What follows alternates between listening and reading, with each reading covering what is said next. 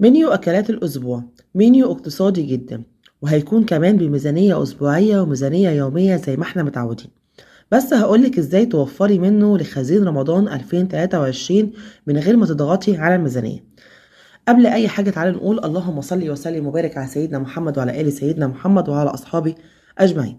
تاني حاجة بقى، لو انت لسه جديدة في القناة وشايفة ان القناة مفيدة بالنسبة لك، فضل وليس أمرا متبخليش عليا باللايك بتاعك والشير والاشتراك في القناة وتفعيل الجرس عشان يوصلك مني كل جديد. نبدأ ونقول بسم الله الرحمن الرحيم. هقولك على المنيو بتاعي بالظبط، وهقولك على التفاصيل بتاعته ازاي كمان توفري منه، وازاي تدبري حالك لرمضان 2023 من غير ما تضغطي على الميزانية. بس قبل اي حاجة تابعيني لغاية اخر الفيديو عشان تفهمي معايا نقطة بنقطة.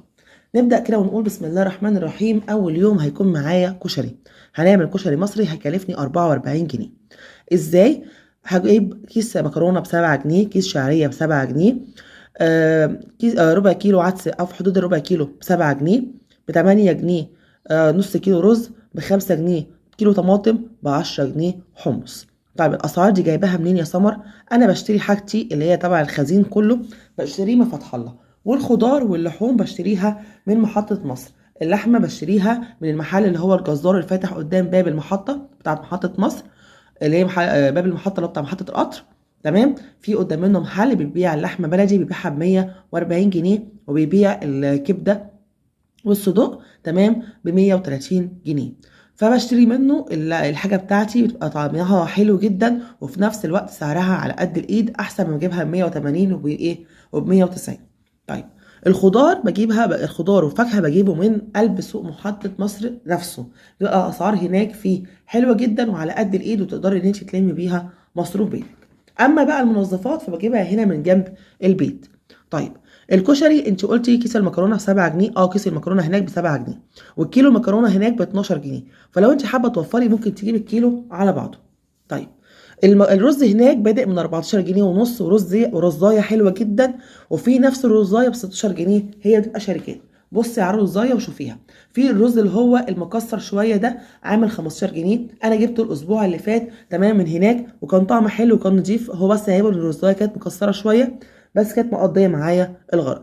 لما رحت الاسبوع دوت هوريكم في المشتريات، الرزايه حلوه جدا وسعرها ب 14 جنيه ونص، بس ما بيدوش هناك يعني اكتر من 3 اكياس، لكل فرد 3 اكياس فقط. فانا بالنسبه لي كنت عايز 3 كيلو، فرحت رايحه جايبه من النوع ده ابو 14 جنيه ونص، اسمه الويلي.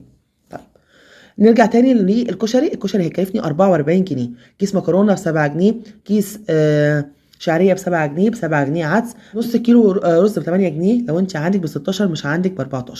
طيب ب5 جنيه كيلو طماطم، ب5 جنيه في المحطه اللي هي الحمراء والناشفه، جميله جدا، وهوريكم برده في المشتريات. ب10 جنيه حمص، كيلو الحمص ب56 جنيه، انا قلت له انا عايزه ب10 جنيه بس. هيكلف معايا 44 جنيه. مش عايزه تعمليه بالحمص هيكلف معاكي 34 جنيه. طيب الشعريه هنا مكمله معايا في الاكله اللي بعد كده.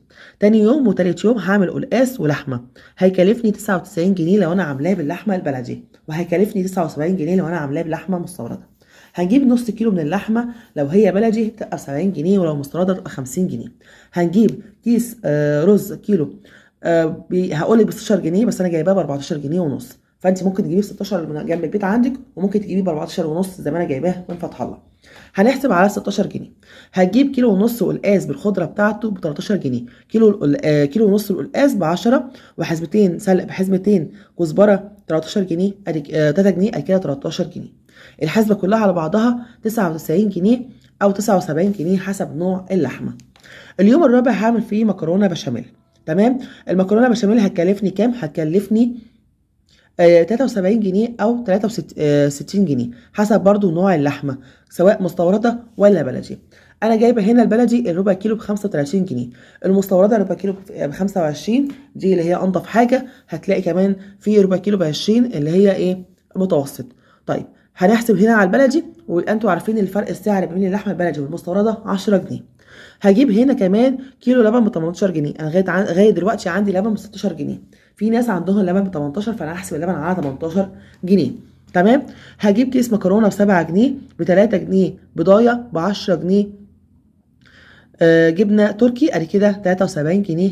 تمام. ولو قلنا اللحمه المفرومه زي ما قلنا ب 25 يبقى معايا 63 جنيه. اليوم الخامس هعمل مسقعه. انا الاسبوع اللي فات كنت المفروض حاطه في المنيو بتاعي مسقعه.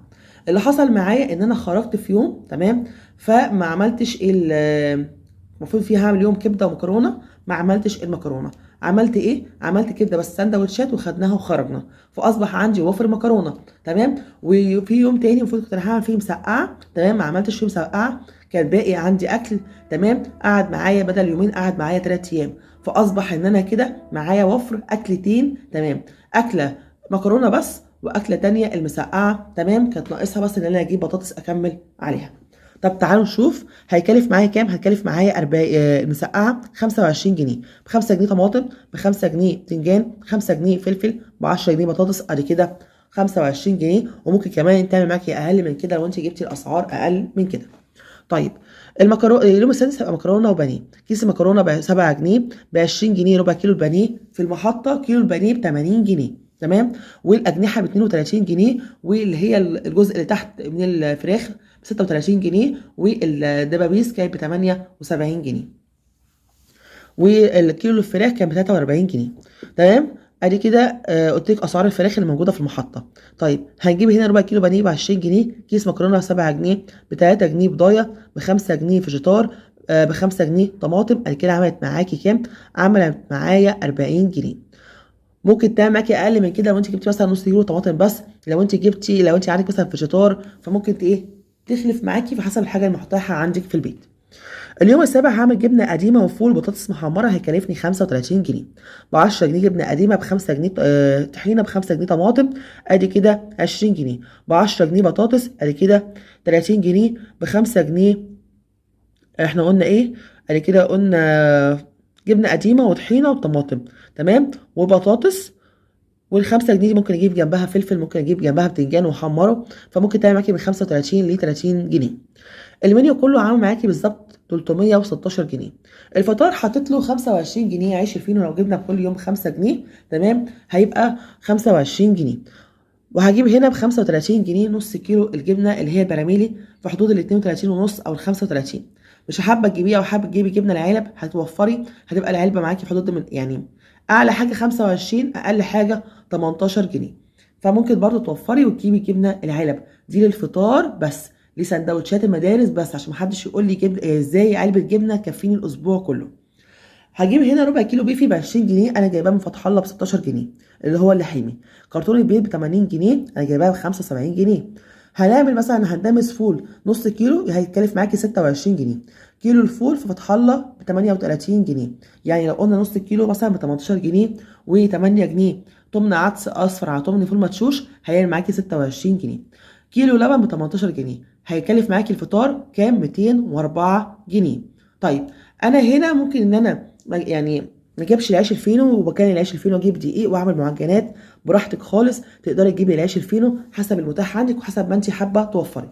سمر انا عندي 5 اولاد او 4 اولاد في المدرسه، وب5 جنيه عيش فينو مش هيكفيني. هقول لك بدل ما تجيبي ب25 جنيه عيش فينو، هاتي مكانهم كيلو دقيق ب 16 جنيه، هاتي 6 كيلو ونص دقيق وكيس خميره واعجنيهم في البيت، واعملي العيش الشامي اللي هو بتاع المطاعم، تمام، بتاع الفول والفلافل في البيت، هيعمل معاكي كميه حلوه جدا، وهيكفي اولادك لو هم 3 او 4 او 5 حتى اولاد، ال5 ايام بتوع المدارس. هو هتحشيهم هيبقى زي العيش الفينو اللي انت سوري العيش الشامي اللي انت شارياه جاهز. يعني في ناس بتشتري عيش فينو وفي ناس بتشتري العيش الشامي جاهز، فانت اعمليه في البيت هيوفر معاكي كتير. طيب لو انا عايزه بقى اقلبها ميزانيه اسبوعيه هتتكلف معايا كام؟ هتتكلف 620 جنيه. ليه؟ حاطين هنا للغدا 316 وحاطينها للفطار 204. هيبقى معايا خزين منظفات، الخزين هحط له 50 جنيه، اللي هو بصل، ثوم، زيت، سمنه، اي حاجه ناقصه عندي في البيت، اللي ناقص بس وهي عايزاه في منيو الاسبوع. يعني تكتبي كده طلبات الاسبوع بالظبط، وشوفي ايه اللي ناقص عندك من خزين الاسبوع محتاجاه للمنيو، هتجيبيه بحدود ال 50 جنيه. منظفات ب 50 جنيه. وارجعي كده لمشتريات الاسبوع الاولاني اللي انا نزلتها، كنت منزله فيها مشتريات للمنظفات ب 50 جنيه تقعد معاكي اسبوع وكمان اكتر، تمام. هنرجع بقى لطلبات المنيو، ازاي نوفر منها لرمضان. باجي كده مع نفسي وانا ماشيه بالاسبوع، بكتب كده طلبات الاسبوع بتاعتي. مثلا عايزه كيلو مكرونه، تمام، عايزه شعريه، عايزه رز، عايزه لحمه، عايزه قلقاس، بكتب كل حاجه انا عايزاها. انا كسمر لما عملت جرد لمحتويات البيت عندي عرفت ان انا مش محتاجه مكرونه. ليه؟ انا موفره مكرونه من الاسبوع اللي فات، تمام، هعملها جنب المكرونه والبانيه. ادي كده عندي هنا اكله المكرونه دي، تمام، انا مشتريه فيها البانيه بس، تمام. الفشار عندي، المكرونه عندي، والبيت كمان جايباه من ايه؟ من حاجه الفطار من قلب كرتونه البيت. فاصبح ما غرمتش حاجه غير الطماطم والبانيه بس. عندي ايه تاني؟ عندي مثلا المسقعه حاجتها كلها كانت عندي، انا زودت فلفل وزودت بطاطس، تمام، زياده. ممكن البطاطس اعملها مثلا جنب المكرونه بشاميل، تمام، جنب الفول، تمام. جبت ب 10 جنيه بطاطس بس، اصبح ان انا هنا ما جبتش غير ب 5 جنيه فلفل، وزودت بس بطاطس لايه؟ للجبنه والقديمه والفول.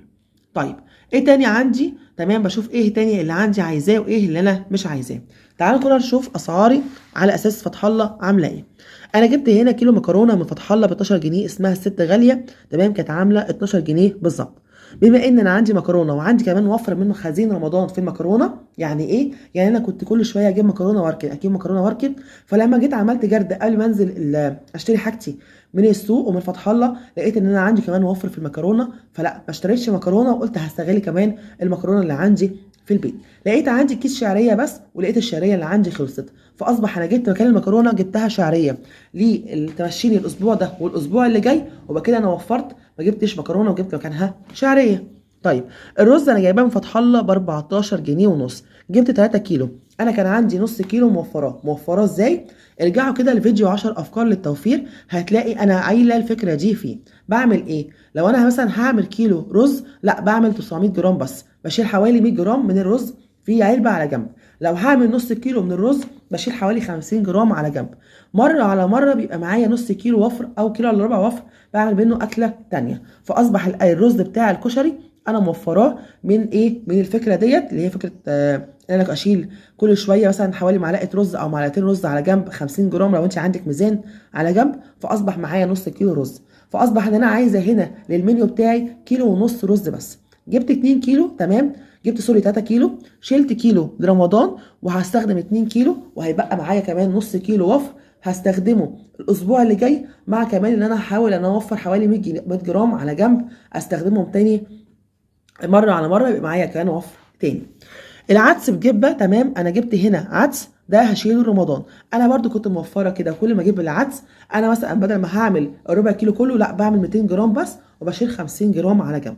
50 على 50 اربع مرات هتلاقي معاكي 200 جرام عدس انت موفراه، ما اشتريتهوش من بره وعملتي منه اكله تانية. فاصبح الفكره دي ممكن توفر معاكي في مصروف بتاع البيت، وكمان توفر معاكي في خزين رمضان، انك انت تشيلي 50 جرام من كل حاجه على جنب، فتيجي تعملي معاكي اكله تانية، فبحق الاكله دي جيبي بقى حاجات تانية وتشيليها لرمضان. اللحمه المفرومه هنا هشيل منها 50 جرام على جنب، تبقى مره على مره معايا 200 جرام تانيين اعمل منهم اكله تانية.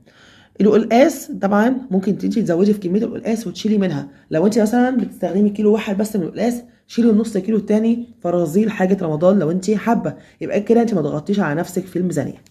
تمام. جبت البطاطس عادي. الفلفل هنا انا كان عندي فلفل باقي معايا من اكله المسقعه عادي، بس انا استخدمت فلفل من اللي انا شايلاه في قلب الفريزر رمضان، فجبت مكانه اكني هجيب فلفل عادي للمسقعه، وهبدا ان انا اقطعه واحتفظ بيه في الفريزر، ينفعني برده في خزين رمضان. يبقى انا اللي اخدته من الفريزر رجعته تاني، اكنك كده بتستلفي من حد. مثلا استلفتي مثلا من جارتك مثلا بصلايه فرجعتها لها، استلفتي مثلا كيلو رز فبترجعها لها، فنفس الحكايه بعملها في خزين رمضان. ما بحطوش في المطبخ، بحطه في اي حته تانية بعيد عن المطبخ عشان خاطر ايدي ما تروحش عليه. والحاجه اللي في الفريزر ببقى كاتباها كده في ورقه، وابقى عارفه انا سحبت قد ايه وعايزه ارجع تاني مكانها قد ايه، عشان ابقى عامله زي كده اكني استلفت حاجه ورجعتها. فاصبح انا جبت الحاجات دي، تمام، شلت منها ايه رمضان. بصي بقى الاسعار اللي جايباها من فتح الله.